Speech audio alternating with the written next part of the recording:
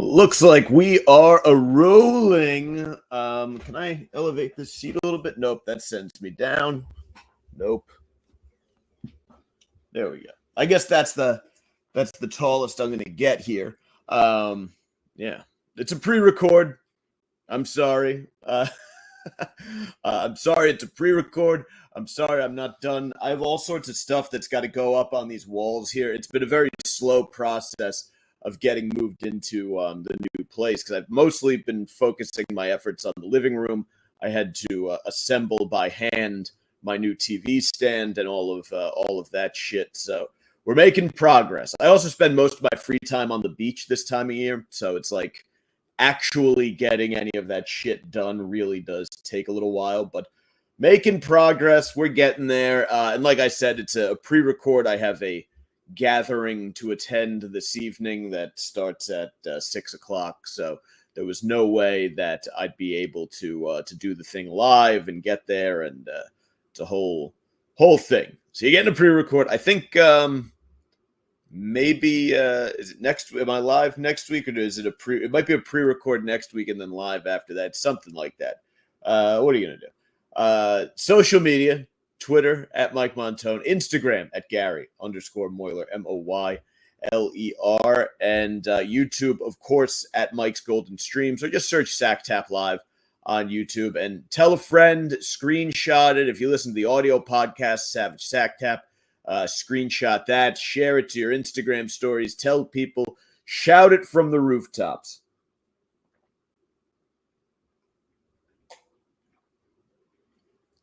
That's good stuff.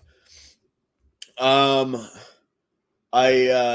went to my friend is in a band and they played a show here in Jersey City last night, and it was the music was they were a pretty solid band. Like you know, they do a good job. They put on a good show, but the venue was a very hipster bar. So everyone that it's like watching people in costume is the best way to put it. Like you get the feeling that they're really, really, really trying to be the scene. Like they're trying, like a lot of the people there they're dressed and sort of behaving as though they're trying to make their life the movie. You know, there are these chicks like dancing by the stage, just wildly rocking out. And this is a small bar show. So typically, you know, I don't know, one would rock out hard. But everyone is just leaning into whatever movie character they think they are. And the best part about that is that, speaking of movie characters, there were like 3 different guys there who were dressed like Johnny Depp, or like affecting that sort of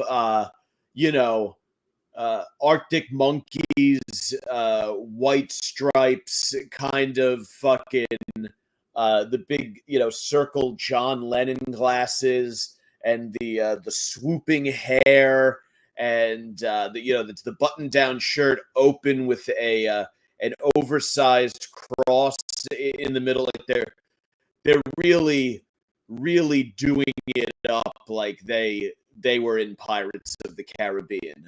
It's stuff like that to me is always a lot of fun to watch. Like I love shit like that. Even as good as the show is very good. Like the lead singer of my buddy's band, she plays the fucking violin while she sings. So it's like it's a whole thing, and she does that with a rock band backing her. So it's really cool, interesting sound, and it was fun to check out.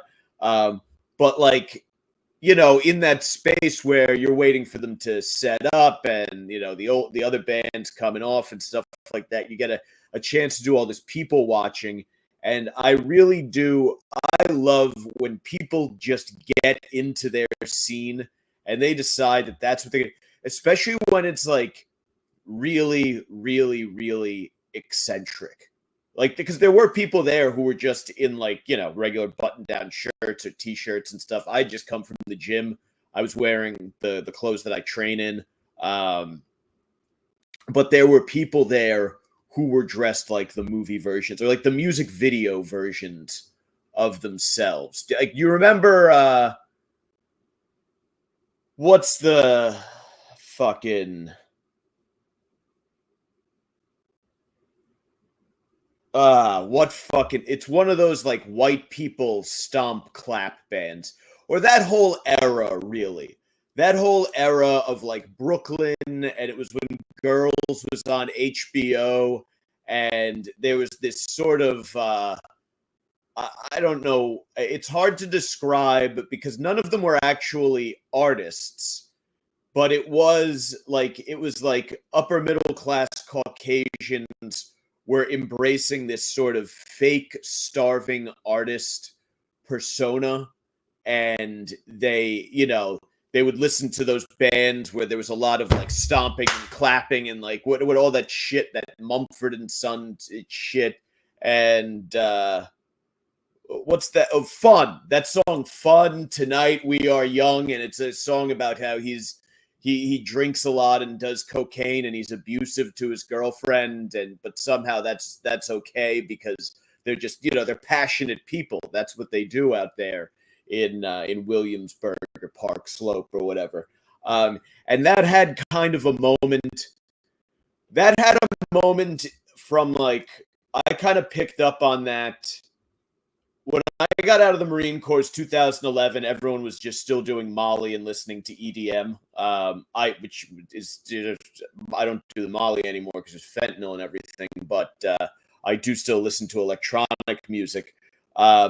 But that there was sort of underneath that, there was this other current of Caucasian behavior where they were out in Brooklyn. Their parents were paying $3,000 so they could live in a loft, and they could get a $12 an hour job as a fucking barista, and act in a condescending manner about coffee, and pretend to be pursuing something in the arts while not making any kind of art whatsoever.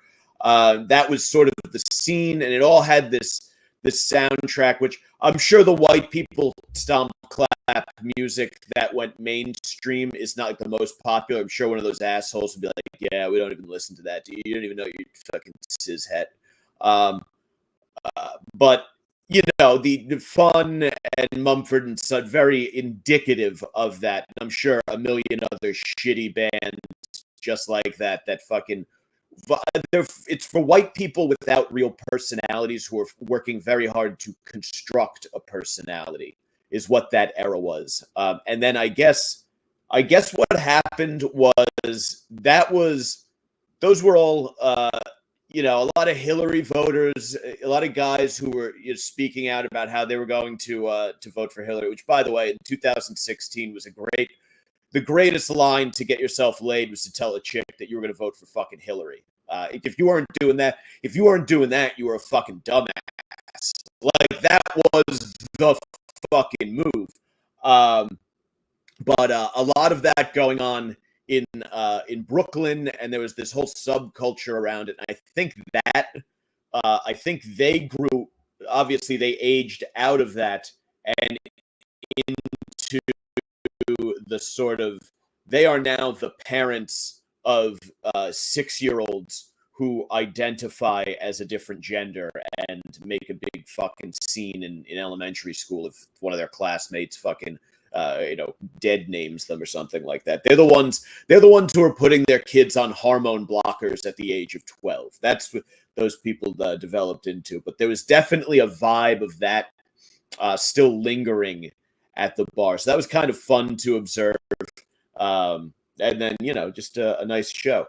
But I did also happen upon a couple lesbians coming out of the bathroom, which was fun. It was one of those, they had those, single occupancy bathrooms. You go in, you lock it, and it's got like a commode and a mirror, which that is the best kind of bathroom.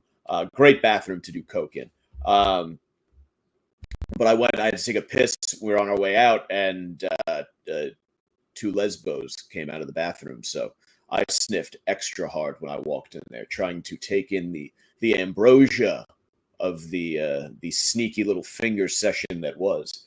But that's that. That was the week. Biden dropped out.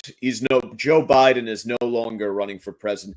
It's so I don't try to do a political show here, although I feel like politics is pervasive in everything now, as we'll see as I get into a couple of these articles. Everyone's just obsessed with it. I mentioned last week I have a political science degree and I don't give a shit about politics. I vote. There are there are issues that I care about.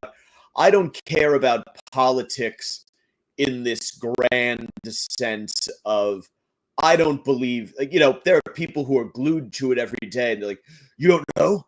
Do you not know what he said about the Ukraine?" I'm like, I don't know, man. I got stuff to do. I was grocery shopping. I had to get to the gym. Like, I got a couple jobs. I got a business I run. I got all sorts of fucking shit going on.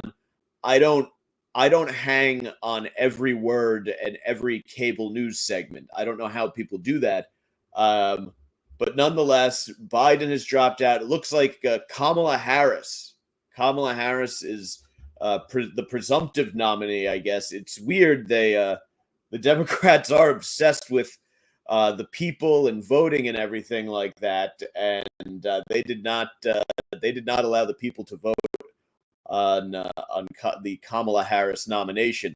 So I guess the prevailing wisdom is that they're doing it because since she's on the Biden Harris ticket, she still gets access to the war chest, as they call it, the donations. And then I think there is obviously an angle with her. I think no matter what, it's going to be a very, very close election. Like, I think it's just going to be a replay of 2016, 2020, where one of them edges out the other one. And that's like, I don't anticipate a blowout of any kind either way. But it does feel like they're trying to do the same thing, kind of what they did with Hillary, where like it's time. It's a woman. We're doing they're already doing the brat memes and all that. I'll explain what a brat is later. Or we'll discover what a brat is because I haven't read the article. But there's just all sorts of fucking. The celebrities get way too into this. Ron Perlman is fucking unhinged, man. He was great in Sons of Anarchy, and then I guess he's in that comic whatever movie. I don't know. Is it Hellboy? Is he Hellboy? I don't fucking know. But Ron Perlman tweets, "Yo, Elon, you sweating yet? Is your sphincter as tight as your vision? Are you starting to understand what it's going to feel like to be whooped by a woman who is anything but white?" I don't know. Does Elon Musk have some sort of thing with Kamala Harris? But that last sentence is so telling. The last two sentences are so telling that there's this obsession with fucking race and gender and all of this stuff on the American left that that is where they nauseate people. And that is why I can't bring myself to vote for any of them. It's just very, you almost don't even care what the rest of their policies are because you're just like, all right, you're dumb. You're dumb. There are things that conservatives do that I think are nuts, like the religious stuff. I think is fucking crazy, but at least with that, I can understand. It makes sense where it comes from. It's not necessarily something I agree with, but I'm like, oh, okay, this has been going on. These are teachings that have been going on for thousands of years, and if that's what you're taught as a child, it's easy to say, okay, that's how you kind of grow into that, and that makes sense to me. But this obsession with race and gender and stuff that some people have fucking blows my mind. But anyway, as when Biden dropped out, all of the the celebrity class got behind Kamala Harris. Charlie XCX among them. Charlie XCX featured on some of your favorite Tiesto songs.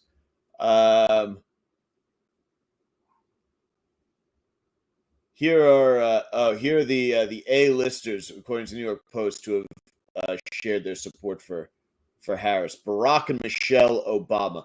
I mean, that's not a surprising one. Obama saying, Michelle and I couldn't be prouder to endorse you and everything. I don't know if that's true. I don't know if Barack Obama is proud to endorse Kamala Harris. I think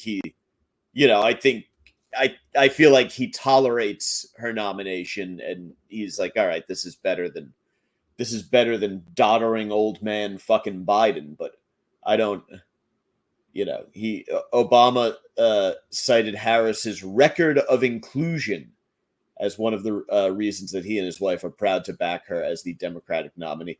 So that's if Obama is saying that it's your record of inclusion that's making him want to back you, I feel like that's very telling that there's not a lot there to kind of pick out in terms of reasons to support someone.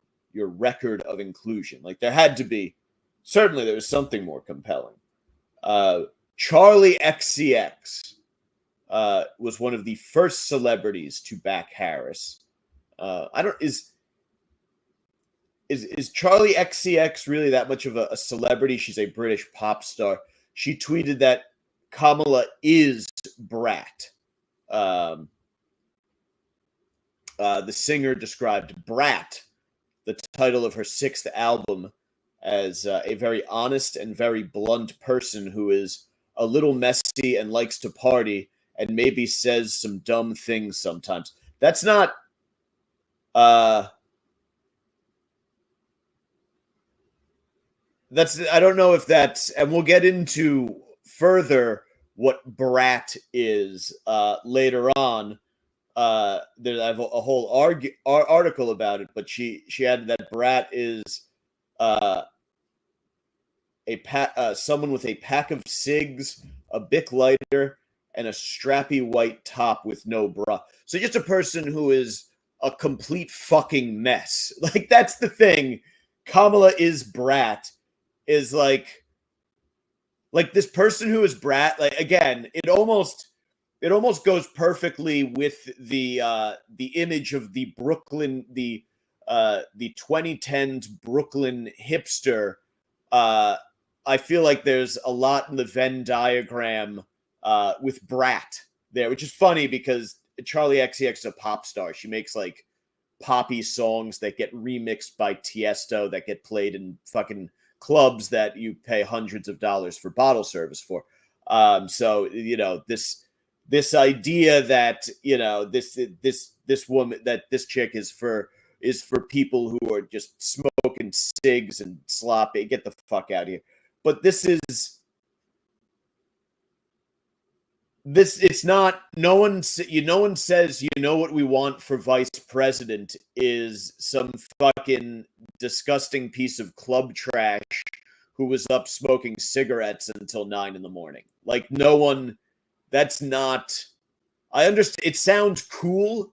Like people, like it's like a cool thing to say she's Brat. And it's like, oh yeah, she's down with like the young women. Like she gets it. But like actually, if you peel apart what Brat is, and we'll get into that shortly in more depth, it's not the kind of thing that you would want to associate yourself with. Again, there's a male version of that, and it's just a guy who's kind of a douchebag. Like I picture the male version of Brat is probably a guy who wears black jeans in the summer on a hot day, one of those guys, smoking cigarettes, wearing black jeans on like one of those days where the heat index is up at like 105, and you see someone walking down the street in black jeans and like a button down shirt, and it's like long sleeve, but the sleeves are kind of rolled up, and like there's nothing, you can't possibly be comfortable in that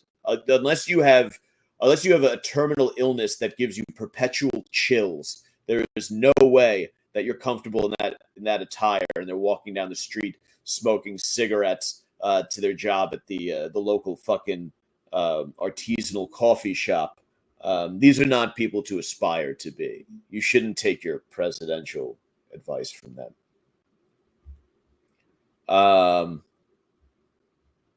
Who else? Cardi B. Cardi B has come out and endorsed Kamala Harris. I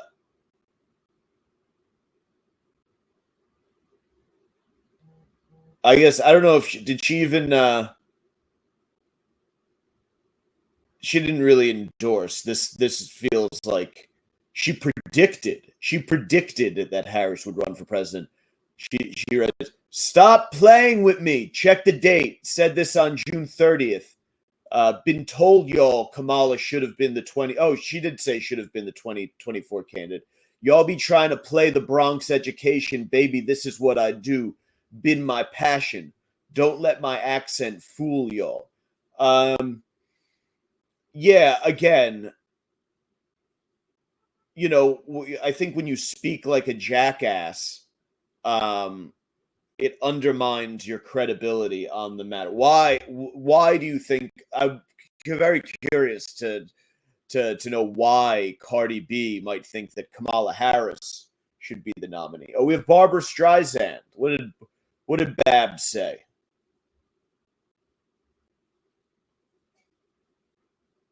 President Biden and Vice President Harris ushered this nation out of the Donald Trump chaos. I'm so grateful to President Biden and so excited to support Kamala Harris. She will work to restore women's reproductive freedom and continue with the accomplishments begun in the Biden-Harris administration. I'm not sure what those accomplishments are, but okay. I don't know if Barbara Streisand, who famously tried to get her house like banned from Google Maps or something like that, I don't know if she's the best source. Mark Hamill. He uses the hashtag Hamill Hearts Harris to endorse the vice president. And he was in Star Wars. That is what Mark Hamill is known for. Ariana Grande, another one of our great politicos. John Legend. Is there a bigger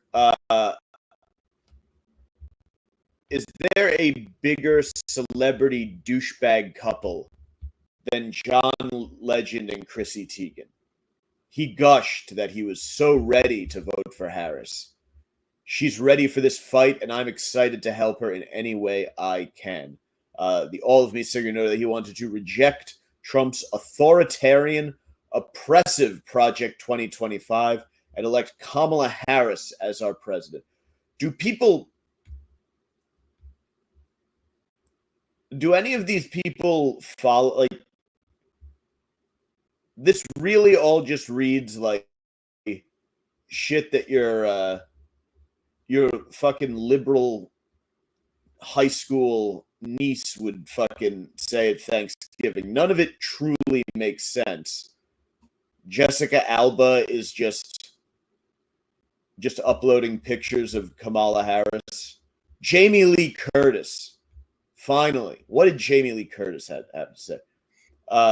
She praised the trusted, tested, and tough politician, calling her a fierce advocate for women's rights and people of color, and her message is one of hope and unity for America at her time of great national divide.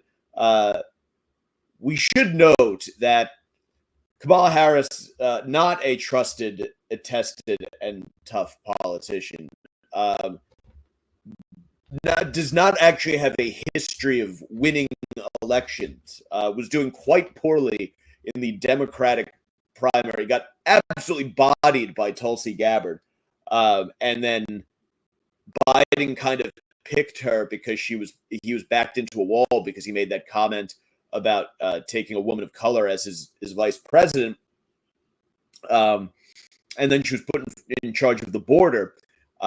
And based on the mob of fucking migrants who stand on the corner right up the street here getting wasted all day and smashing glass bottles on the ground, I can't say that she's done a great job as border czar. Anyway, Beyonce has gotten in line. She's granted permission for Harris to use her song "Freedom." Harris walked out to the hit while making her first official campaign visit to her campaign headquarters on July 22nd. Octavia Spencer. I don't really know who Octavia Spencer is, but she wrote, "We must save ourselves. Democrats assemble." It's just so cringe, is what it is. She says the time from hand-wringing and teeth-gnashing is over. It's cringe. And I know that the right is cringe as well, the J.D. Vance and the Mountain Dew and all of that stuff.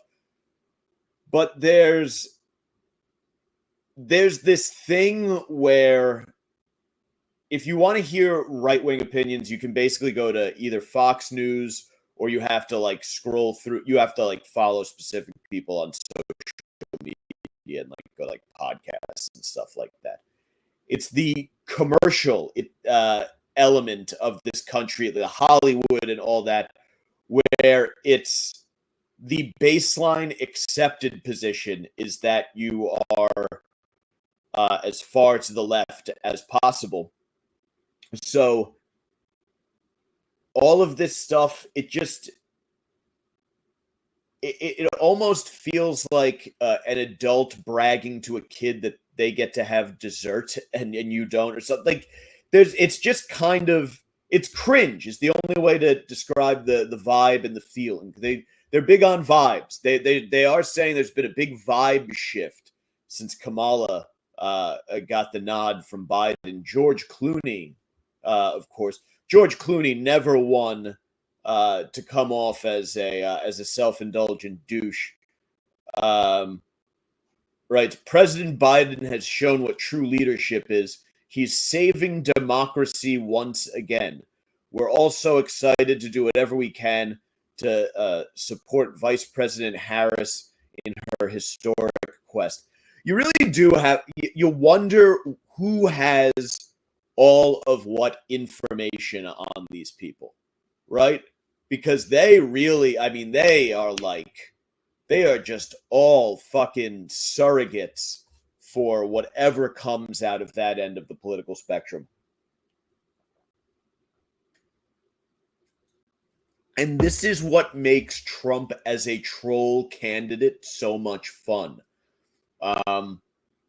It's throwing a rotten tomato at a douchebag's car in high school. When like that is what just saying something in support of Donald Trump. There is one of the few. There is nothing as fun when you're at like a gathering and a bunch of people are talking and it starts to get a little political, and you just start throwing out like MAGA talking points. Because if you don't care about politics, you won't get emotionally invested. So you start throwing out MAGA talking points, and these people get so fucking upset that you're shitting in their cornflakes. Because it's this holier than thou. Like they're wagging a finger at you, like, no, you should know better. You voted for the guy we don't like. That's a problem. No. So it becomes fun, and I don't think people realize the power of the troll vote. It becomes fun to troll these douchebags by voting for someone that they say they detest. How are we doing on time here? 29 minutes. Okay. So that's that. So we'll have, it looks like Harris versus Trump in November. Trump nominated J.D. Vance, who is now that Harris is the VP nom, they're saying Trump might ditch Vance. Maybe Vance is no good. Who knows? I don't know if Harris is any good. It's so hard to tell because you can't tell if it's like, parents at a little league game, like, yeah, go, come on, Timmy, great job, great hit, buddy. When he hits like a dribbling fucking grounder down the first baseline and gets tagged out by the catcher manages to run the ball down and tag him out from behind. But it's like, hey, way to go, Timmy, running out. But next time, great job, great swing. Great swing. Ice cream after the game for everybody, win or lose. But like, it's tough to tell if it's that or if there's actually momentum behind her. Like, again, I don't to truly know these things. Like, you have to, like, there are people who know, like, they're those guys who every year they like predict what it's going to be and they're like spot on. But they don't do it based on like the vibe, there's been a vibe shift. Like, they don't give a fucking shit about the vibe shift. Like, they'll look at like polling data from fucking married women in a few different counties in Ohio, and they'll be like, oh yeah, it's gonna be Trump or it's gonna be Harris or whatever the fuck. But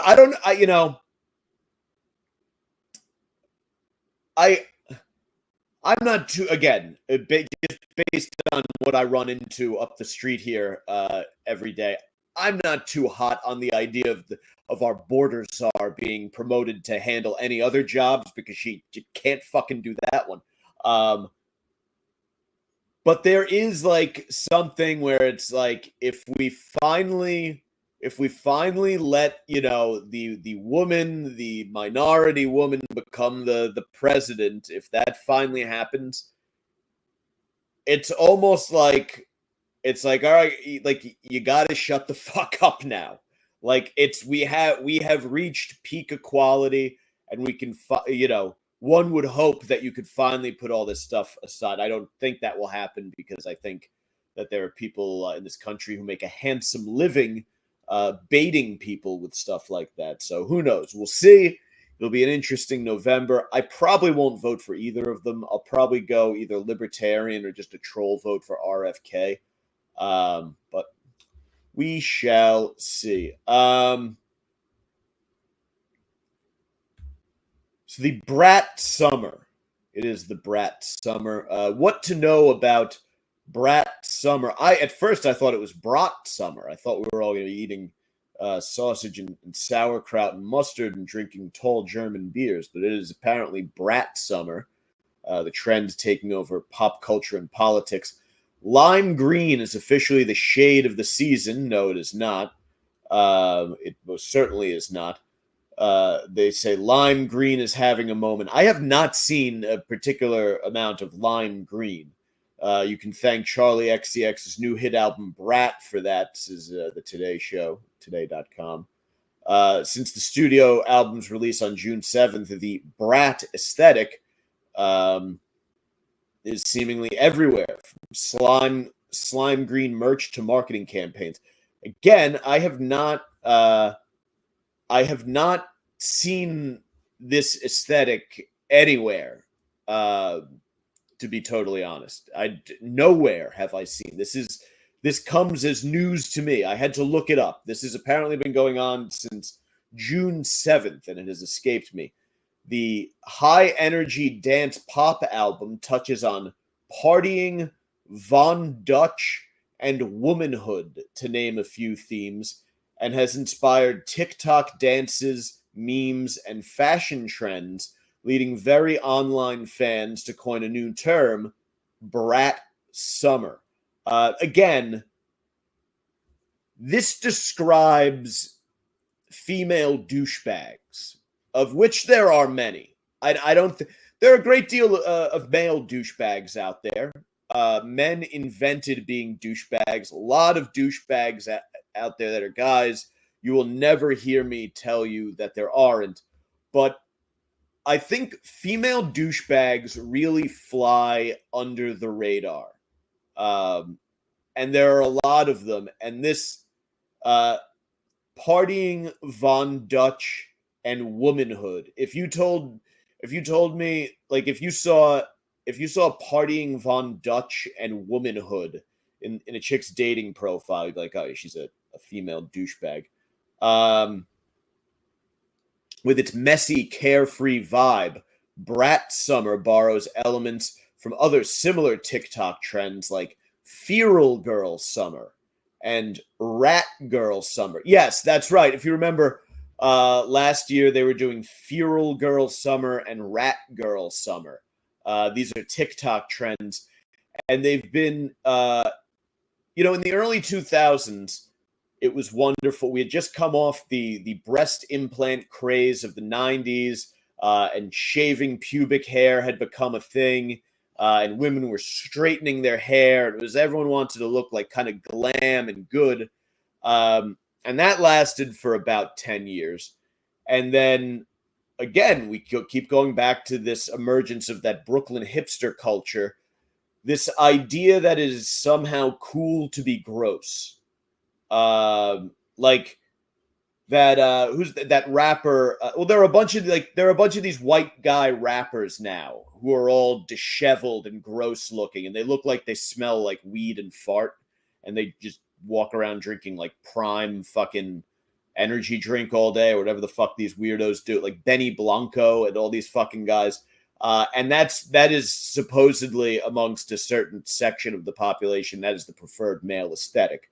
I would imagine that is a very popular look to the brat girls out there, and the feral girls and rat girls. And it's literally all about being gross. It's literally about living in your own filth. Like the entire thing is just kind of an excuse to not care about your appearance or the tidiness of your living space or your job or anything like that. It's just the summer of George is really what it is. It's like these bitches are all, but they've made it instead of it being just a summer, as with George Costanza, they have made it an entire personality. Like that's what these chicks don't realize, that they are George Costanza. The brat girls and the feral girls and the rat girls, they are all little Gen Z female George Costanzas. And if that's what they want to be, that's what they want to be. I get it. The Brat Summer trend is inspired. They keep referencing the hit album Brat. Fans were particularly taken by the album's distinctive yet minimalistic cover art.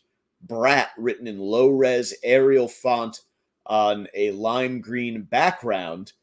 Soon after the album's release, Gen Z christened it the Season of the Brat, an aesthetic defined by party animal antics, cool girl style, and lime green everything. And again, we're finding all these contradictions here because one, I am outside everywhere. I work at a gym. I walk all over the fucking place in a crowded urban environment.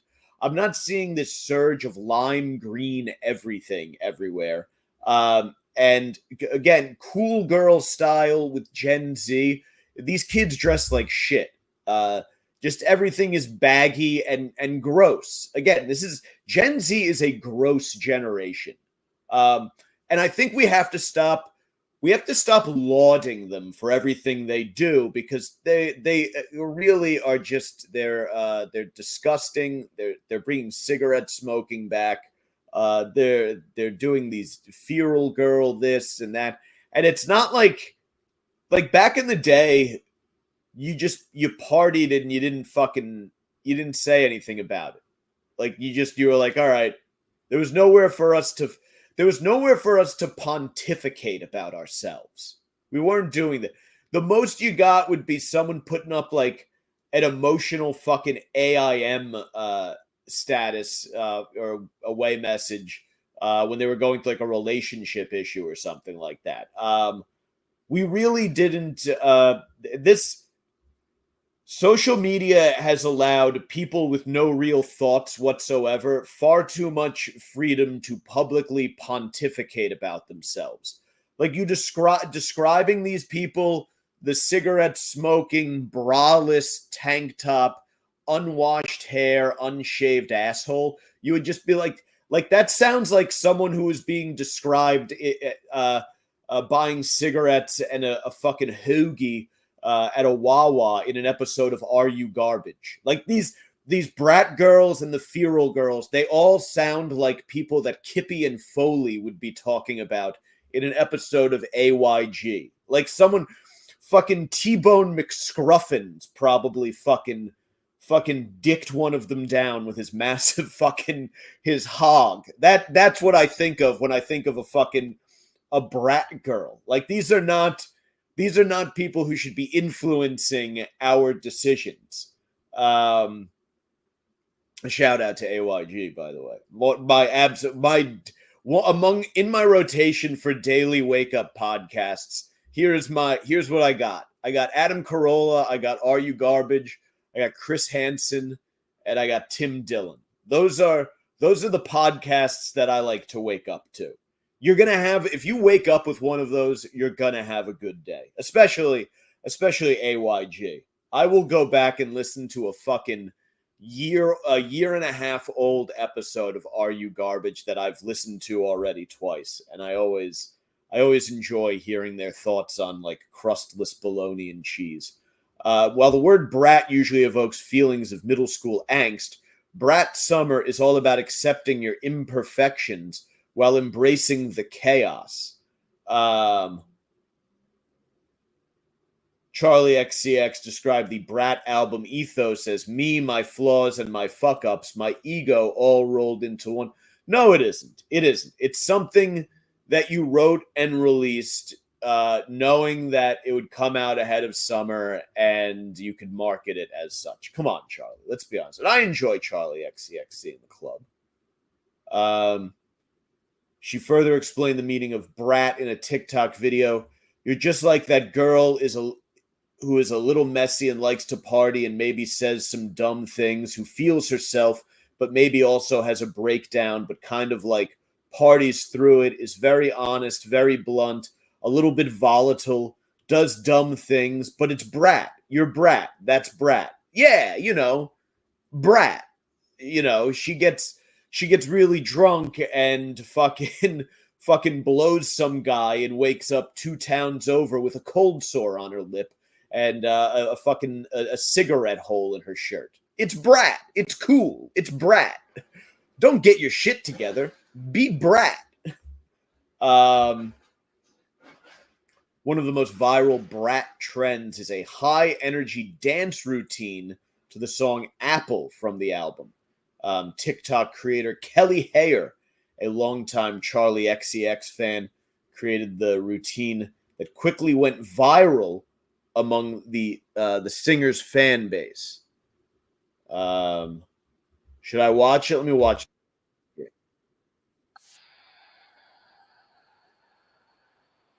All right, I've had enough of that. I watched 2 seconds of it, and it was the dumbest fucking thing I've ever seen. She literally just goes like this, and then that, and then that, and it's stupid. Every once in a while, I still see people making TikTok dance videos. You don't see it as much anymore, but every once in a while, I'll catch it up in the park. It's the dumbest fucking hobby ever. It's stupid. And I say that as a guy who's sitting here talking to himself on a pre-recorded live stream, which is a pretty dumb hobby in and of itself. Apparently, the dance went so viral that Charlie XCX even did it, and the chick who invented this dance says, "It makes me so happy. It's so cool how everyone has elevated my dance into something so much bigger." But the problem is it's not a real dance. These TikTok dances aren't dances. They're like people going like they are evocative of the way a middle school teacher would dance while chaperoning a school dance. It's not. There's no actual dancing going on. It's not like like J-Lo, she's kind of a self-indulgent pain in the ass, but at least there's some choreography going on in a J-Lo video, right? There's nothing of the sort going on here. To Hayer, though, brat is everything. The brat ethos, as she describes it, involves elements of partying, authenticity, and community. Brat is party. Brat is fun. Brat is messy. Brat is sexy. Brat can be anything. This is all made up bullshit. Like, that's the thing. This is nothing. Nothing is being said, and yet they're giving so much to it. Is what's frustrating about this. Like, it's given so much seriousness. Like, this is the Today Show. And I realize that part of what the Today Show does is it breaks down pop culture for parents so they can understand what the fuck their kids are doing.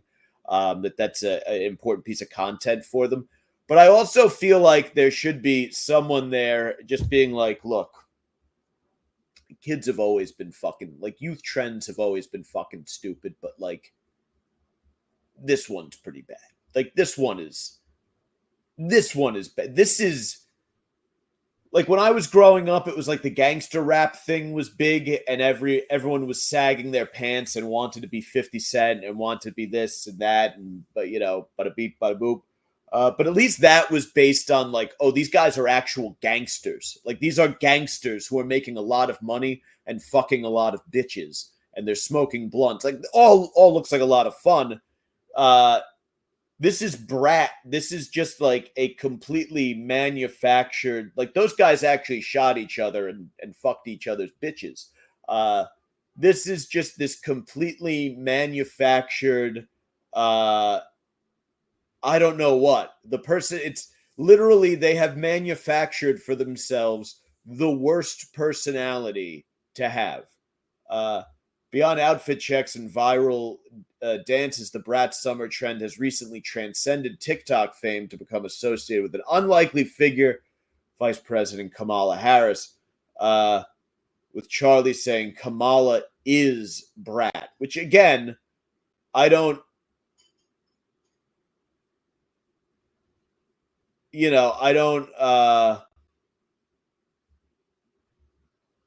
I guess I mean, I know that obviously the Harris campaign, I understand the Harris campaign has a vested interest in it, in reaching out to the youth vote, but also in saying Kamala is brat, as we have just made the case here. Brat is for fucking idiots. It used to be there would be a trend. It was trendy. It's the only thing that's going on. Now it's social media. You see everything. You can be a gym bro. You can be a finance bro. You can be a chick. You can be like Olivia Dunn and aspire to that kind of thing. You can engage in any kind of professional or social endeavor. So to choose brat now that you are clearly presented with all of these options is kind of like saying, I want to be a lowlife. Like, that really is what it is. It's just a drunk disaster of a chick. She's a social liability. Her friends are talking about her when she's not around. Like, yeah, she's okay. We have to do something about her. Like, this is no, she drove last night. Yeah, no, she drove. We tried to take the keys, and she threw a lit cigarette at us. I didn't know what to do. We know he couldn't keep her here because that's kidnapping.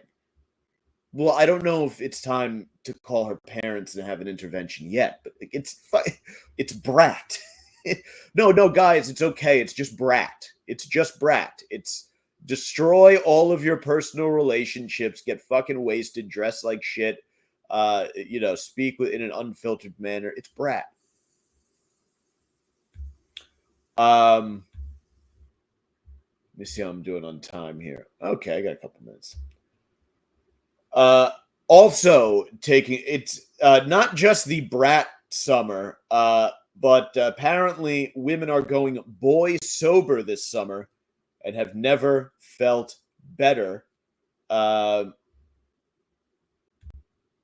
Lifestyle influencer and college student Nee Johnson, 23, decided to go boy sober at the end of the school year. She's not alone. 2019 was the start of hot girl summer. 5 years later, USA Today reports we've entered the era of boy sober summer. Single women are hopping on a new trend of abstaining from any romantic or sexual relationships with men, including dating and casual hookups. Therapists say the emergence of the boy sober movement is indicative of a greater trend of young women taking a step back from sex and relationships and puts a new spin on voluntary celibacy. Well, I mean, if anything's good for the GOP, I don't know what this is. Just apparently, young people don't fuck. I don't know what this is because I know the people I know in their later 20s through their 40s are just out fucking. Everybody is out there. Everyone wants to fuck. It is just, I mean, I went down the shore a few weeks ago with a bunch of my friends and their associated lady friends and everything, and everyone's kind of in their later 20s through, I don't know, do we have anyone in their 40s? Maybe. But everyone was fucking like, grinding on their ladies and fucking copping feels, making out, having fucking drinks, fucking grabbing and groping body parts at a club down the shore, and then everyone kind of peeled off, went their separate ways. The millennials are out there trying to blow loads. Our millennials, and again, I'm not like a big generation guy, but like we hit the workforce during like the worst economy ever. I think it's taken a lot of us until the last couple years to finally do pretty well, pay off some student loans, save a couple bucks. So our generation's like, fuck it, we're having a good ass time. I don't know about these fucking dorks who are having a summer of voluntary celibacy. Summer is the time to fuck.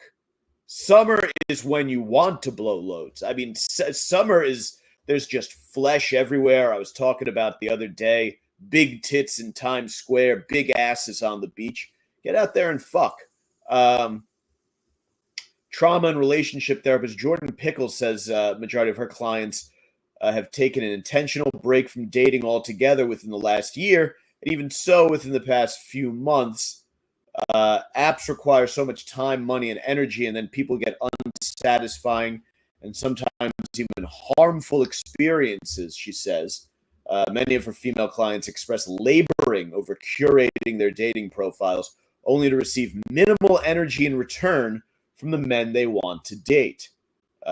Shadeen Francis, marriage and psychotherapist, sees boy sober as the counter to boy crazy, narrative that often paints women as desperate or obsessed with male validation. But again, it's not about male validation. It's just about people getting out there and fucking and having a good time. Francis said that for young women in their early to mid-20s, the parts that are fun about dating have little to do with their potential partner. Online dating, people can idealize a person without actually knowing anything about them. Young women love fantasizing and daydreaming about the maybes and possibilities, and often find that actually talking to the person ruins it, she says. They love coming back and talking with their friends about their experiences, but the actual interactions that they're having in these romantic or sexual settings are often disappointing or confusing or overwhelming, or sometimes they're finding themselves in unsafe context. I mean, first of all, you're just kind of describing life. Life is often, it is not what we fantasize and daydream about, right? Oftentimes, the actual experience does ruin the fantasy. They love coming back and talking with their friends about their experience. The actual interactions are disappointing, confusing, or overwhelming. Yes, that is social life as a human being.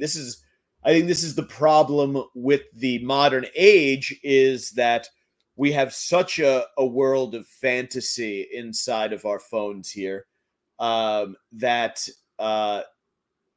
there is no way to match that. If I can open up my phone and have, at at a fingertip have, you know, two perfect tens going ass to ass with a double ended dildo, uh, you know, going out on a date with a chick from a Bumble who maybe uses some filtering or you know does whatever to improve her appearance on the app and then is underwhelming in person. Yes, that's an underwhelming experience. What is it like to go voiceover? Who is this Johnson that they're referencing in the thing here? Shit, there are a lot of names. I see Johnson, Jordan Pickle, Niv Johnson. That's it. Johnson and her best friend used to joke they were never single at the same time. I'm such a lover girl. It's not that I'm always looking for relationships, but I don't mind dating and just experiencing people. I wouldn't say that I got a lot of pushback from my friends. If I did, it was more so them not thinking that I'd be able to do it.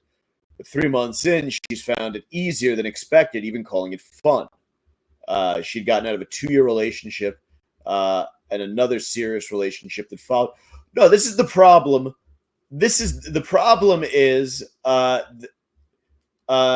That this bitch is a serial dater, right? Serial daters are lunatics. People who go, if you're in a relationship for a couple years and then you break up and then 2 weeks later you're at the start of another serious relationship, you are mentally unwell. Like there's a problem with you. You're not doing the work on yourself. So they're not going boy sober. This is an idiot falling into a normal relationship rhythm. I'm so comfortable with not talking to guys, being in a relationship, looking for a relationship, or seeking male validation. Yeah, because you're a nut, and you've decided to make being in a relationship your job, and if you do that, it will take the fun out of that kind of human interaction. Like I never. When I was using dating apps, I would never make it my goal to be in a relationship. I would just say, I'm going to meet up with this chick. We'll see how it goes. And that was that. You know, we'll meet up. I will try to make the experience as much fun, as enjoyable for both of us as possible. Be friendly, talkative, gregarious. Pick a good restaurant, bar, activity, put some work into it, have a good time and see how it goes. Not, well, I just got out of a relationship, time to start a new one. The language is a lot about reclaiming that energy for yourself. You still get to be sexual or sensual being, even if you're no longer in pursuit of or trying to get the attention of partners.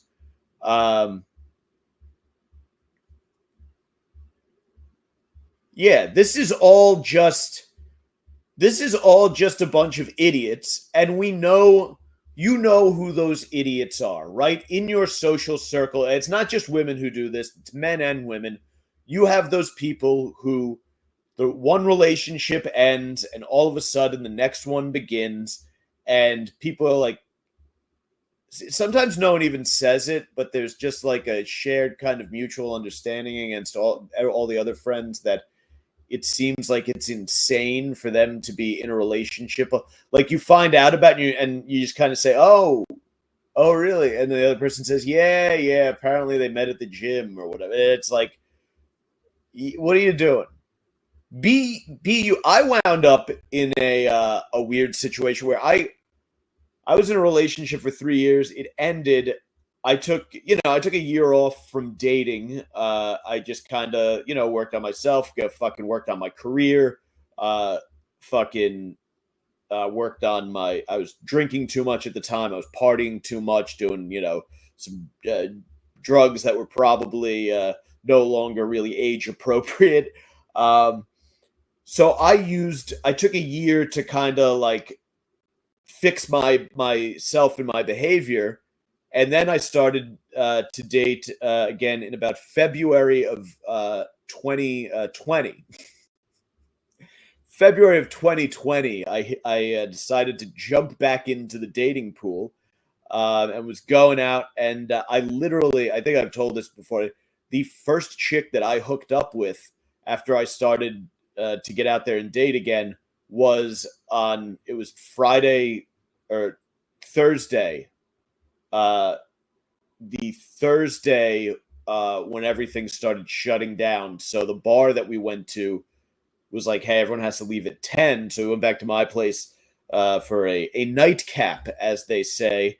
And the real cap was the one made out of rubber that I put on my dick so I could pound out this chick from Bumble.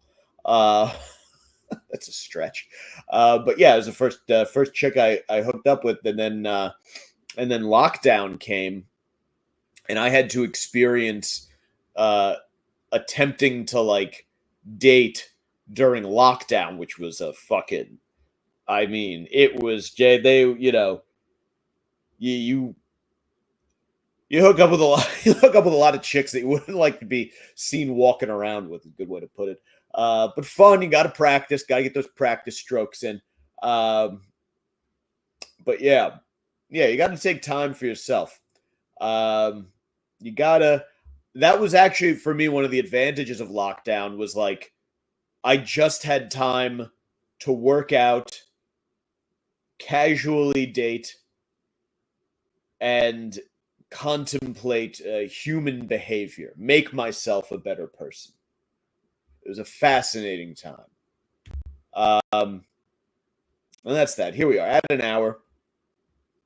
I got to hop in the shower. As I said, I have a gathering to attend, and it is a bit of a drive away. It is in a town by the name of Metuchen, actually. Metuchen my balls. If you know, you know. I'm not sure if live next week. There'll be a show, whether it's live or not next week. But yeah, eventually we'll be back to live. Appreciate you guys tuning in. Twitter at Mike Montone, Instagram at Gary_Moyler, Moyler. And of course, the YouTube show is on at Mike's Golden Streams. Just search Sacktaplive on YouTube, and have you all a good weekend, and adios, motherfuckers.